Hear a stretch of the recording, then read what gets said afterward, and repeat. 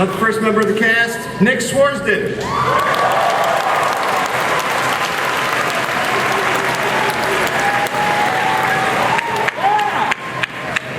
Michael Peña.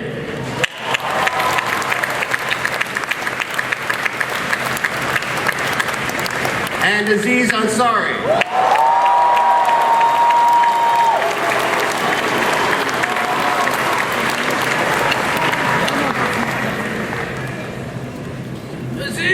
Aziz, you will be playing Idris Elba today. Stringer Bell is British, can you believe that? I didn't know that. Blew my mind. Now, Ruben, I'm not sure, but if I remember what I saw of the film correctly, you may be missing a few cast members today. Yeah, there's a couple other that are shooting right now. Jesse's shooting a Woody Allen movie in Italy right now. Jesse Eisenberg. Our old pal Jesse Eisenberg. And also Danny McBride, he has a TV show called Eastbound and Down. And he's shooting the 3rd season of that right now. So sadly, they couldn't join us. Yeah, we do miss them. However, Danny was kind enough to send along a message to you guys. Oh no. He sent it over, so I wanted to play it for you because I promised him I would. Here's Danny McBride. Wow, thank you, Ruben. What an intro. Did you pop some Tylenol PM before you got here? Incredible energy. Wake the hell up, man. This is Comic-Con. People of Hall H, it is I, Danny McBride. If you are viewing this, it means the apes have won, and mankind as we know it is but there's also a small chance that's not the case. And consider this just another one of those half-assed, I'm sorry I couldn't be there videos from another celebrity with too much shit on his plate. I wish I was there, hanging out with you guys in San Diego for this awesome panel for the even awesomer movie, 30 Minutes or Less. But I'm going to have to leave that in the soft, overly puerile hands of the gentlemen you see before you. Together they make up the cast of this kick-ass movie, but individually, they're a bunch of selfish super assholes who, even as I say this, are beyond pissed that I'm getting all of your attention right now. However, before I go, let me know a little something about the film. It stars me. I'm pretty goddamn incredible in it. The second after you watch it, you will begin hearing the phrase McBride, Oscar caliber.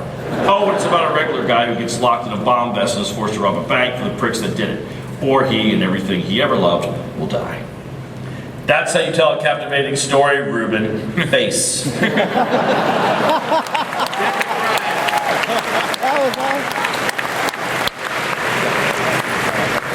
Well, Ruben, despite what Danny said, I think you're capable of telling us what you brought to show today in terms of a little scene from 30 Minutes or Less. Yeah, I just want to thank everyone for having us here. This is really an honor to be back at Hall H. It was a dream come true to be here at Zombieland, and I'm so pleased to be here again. But we have a clip today which the movie centers around. The biggest scene in the movie is the bank robbery, where Jesse and Aziz, probably the 2 most unlikely people to rob a bank, actually have to complete the task. And it was our favorite scene to shoot, and one that we were so excited, and so hopefully you guys will like it. All right.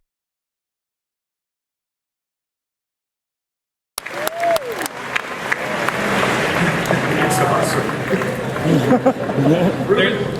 There's a little bit of profanity in the movie. No, I couldn't tell. We had to bleep a little bit because it's a family audience here. Where was that? Do you let your actors improvise as well as go by the script? Because a lot of that dialogue seemed very natural and organic. I was wondering what's the percentage of script versus letting these guys run loose. Yeah, I'm lucky to get to work with such talented actors that bring so much to the table. It would be foolish not to access that talent, and it's just really fun, honestly. We get the scene that's scripted, but then we always go above and beyond it. And some of my favorite moments from the movie are improvised moments. For example, that part where Michael is looking in the mirror and saying, "You're a pimp, you're a pimp."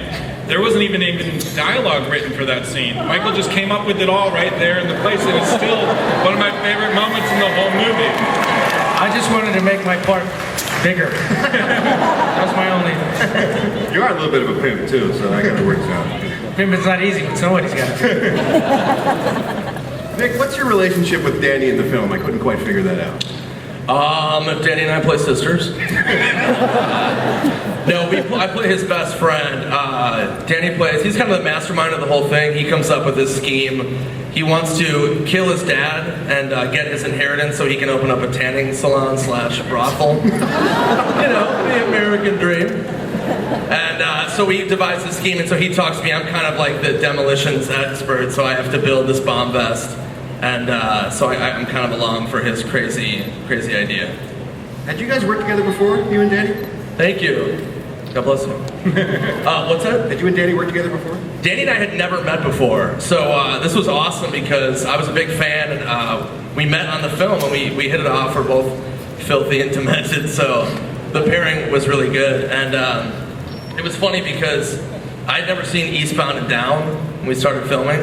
So like halfway through filming, I was like, oh, I'm gonna watch Danny's show. So I watched the first season halfway through filming, and it totally screwed me up because in the rest of the movie, I'm just like, Kenny fucking Powers, man. Like, I couldn't act in any scene with him. I just kept thinking of Kenny Powers. Aziz, had you met Jesse before? No, I'd never met him before. We just met when we were auditioning together, and then a little bit before we started filming. And it's tough because we're supposed to play best friends, but luckily we got along really well, and we were able to form a good chemistry that worked, I think.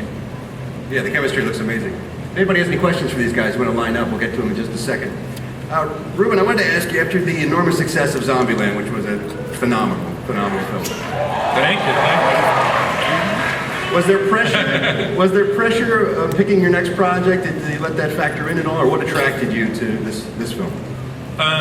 Yeah, it was a really tough decision, and luckily I was faced with a lot of great opportunities. But when I read the script, it just was so funny and so original, and allowed so many great casting opportunities. I could just picture these guys saying these words and knew how funny it could potentially be. And I just thought it reminded me of Fargo in a weird way, which is one of my favorite movies, and I was excited to just try something a little bit more personal and small before going big.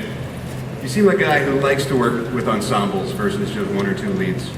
Yeah, I mean, the more the merrier, and especially with the comedy, I think it's a good dynamic to have people playing off of each other. I like to call this a double buddy comedy because we kind of have these two pairs of friends. There's Danny and Nick, and then Jesse and Aziz, and they're kind of traveling on parallel journeys that intersect in a very potentially catastrophic way. What?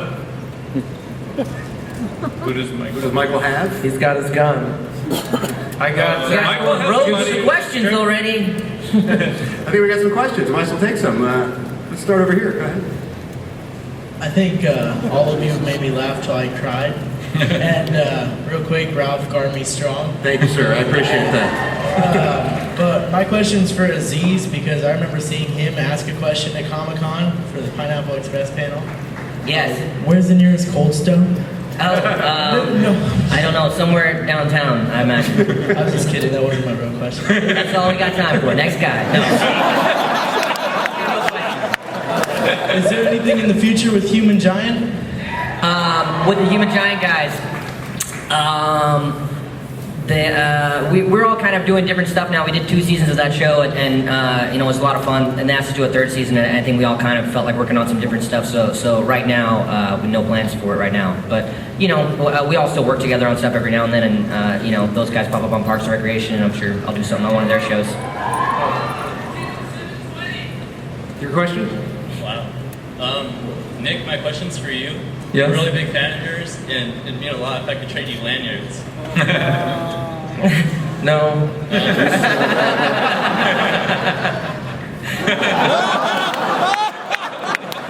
for asking.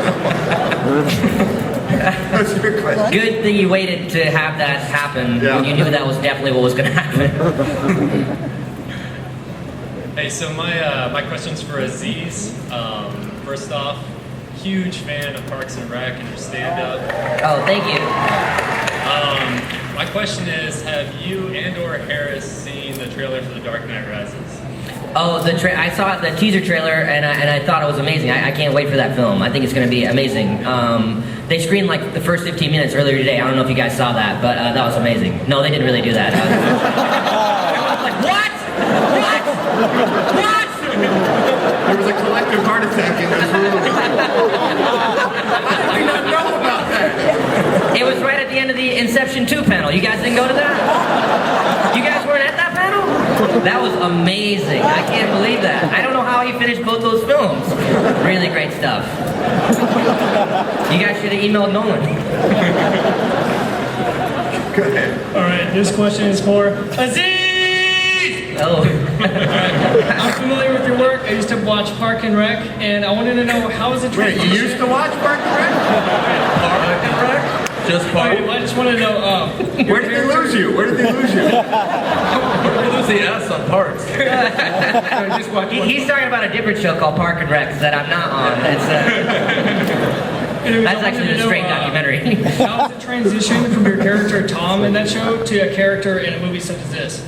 I guess what's different is with the character on a television show, you get to play that character for such a long time, and you have a lot of time to develop it. And with this film, I'm that character Chet for an hour and a half, so that's really all you have to work with, and you really have to do what you can with that time. And but since it's a complete story, kind of the trajectory of the character and where it's going to end up. So it's just a different process, but I had a really good time doing it.